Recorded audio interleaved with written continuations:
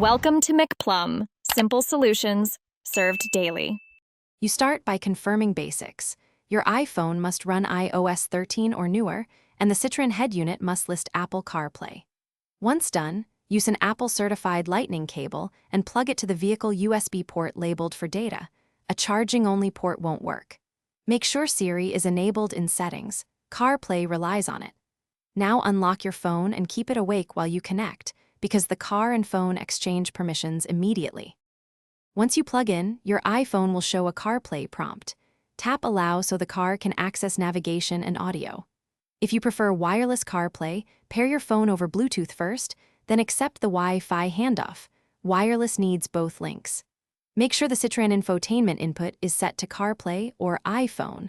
Some models require selecting Apple CarPlay from the smartphone menu. These steps permit contacts, messages, and music to appear on the car screen. You finish by testing maps, phone, and music to confirm CarPlay responds. Use Siri for hands-free commands so you stay safe. Once connected, pin favorite apps and recent destinations to speed future trips. If CarPlay doesn't appear, try a different certified cable and reboot your iPhone.